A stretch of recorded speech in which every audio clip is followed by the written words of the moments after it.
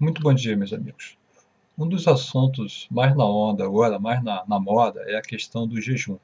Mas eu acho que pouca gente realmente sabe o que significa o jejum com relação ao que ocorre no organismo durante o jejum. Então a gente vai falar hoje do jejum e das premissas básicas que envolvem o jejum. Então, para começar, a gente tem que entender o seguinte: depois de mais ou menos 6 a 8 horas após a nossa última refeição, o corpo, então, ele começa a entrar no modo que seria o modo de jejum.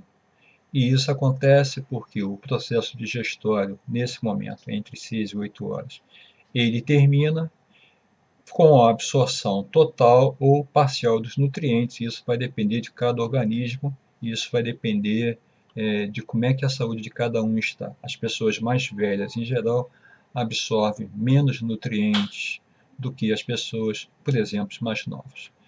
Nesse momento, o que ocorre é que o organismo usa as reservas de carboidrato na forma usual, e essa forma usual é chamada de glicogênio. O glicogênio vindo dos carboidratos ele é armazenado em dois lugares. O primeiro deles no fígado e o segundo nos músculos. Se você fizer, por exemplo, um jejum durante a noite, um jejum longo, o que nós vamos ver é que, especialmente à noite, há um consumo muito grande de energia e isso está associado a uma intensa atividade cerebral. Se considerava que o cérebro permanecia em repouso durante a noite, mas, na verdade, nos últimos anos se verificou que há uma intensa atividade. Na verdade, o cérebro trabalha até mais do que durante o próprio período noturno. Então, ele precisa de muita energia, não é? E esse trabalho todo, durante a noite, ele tende então a esgotar o estoque de glicogênio do fígado e quando termina isso, ele começa então a consumir o estoque de glicogênio muscular.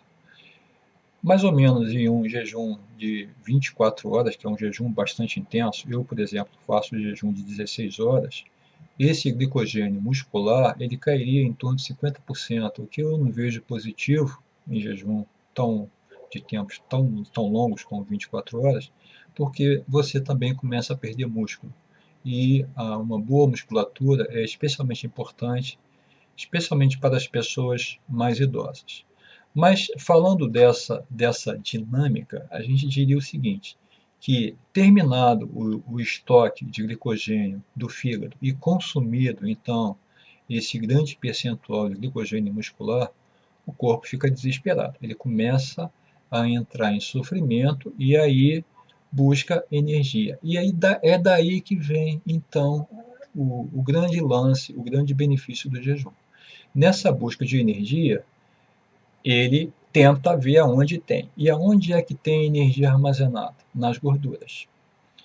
Todo mundo sabe que os obesos e os com sobrepeso têm uma quantidade bastante grande de gordura. Então, nesse momento de privação de carboidrato, de privação de glicogênio, o corpo, então, no estado de cetose, chamado estado de cetose, ele começa a fazer a conversão invertida. Ele pega a gordura e começa a transformar em energia necessária à vida celular. E fazendo isso, você então saudavelmente começa a emagrecer. É quando você realmente começa a perder gordura. E isso acontece sem aquele efeito sanfona, né, que muita gente experimenta, especialmente quando faz dietas muito radicais. Não pense que um só jejum vai resolver isso. Na verdade, o processo de emagrecimento, o processo de reconversão de gordura em energia, ele não é lento, ele não é rápido, mas na medida em que esses experimentos e essa rotina de jejum for cada vez mais exercitada, se tornará cada vez mais eficiente. Então, é um trabalho realmente paulatino, tem que se ter paciência. Não entra também nessa de depois de, eu consumi, eu agora fiquei 16, 18 horas, até 24 horas em jejum, então posso jacar, posso comer tudo como diz os outros. Não faça isso, porque senão você vai perder todo o esforço que você fez.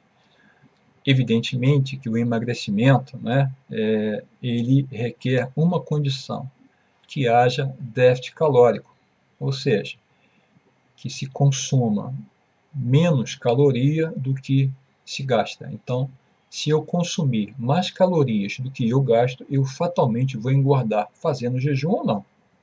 Esse é um único meio de se emagrecer de forma sustentável.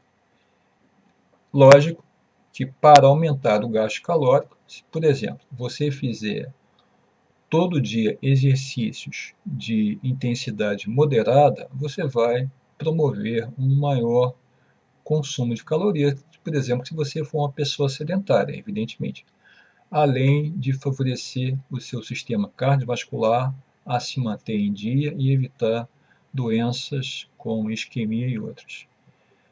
As boas práticas de saúde, então, relacionadas ao emagrecimento, envolvem, obviamente, comer quantidades menores e não maiores de elementos nutritivos, com nutrição, quantidades essas que têm que estar compatíveis com o gasto calórico que se tem. Se eu sou uma pessoa sedentária, evidentemente eu devo comer menos. Se eu sou uma pessoa que tem uma grande intensidade de exercício, queimo muita caloria, eu posso comer um pouco mais. Mas a combinação dos dois, então, é fundamental para que se tenha saúde e se emagreça.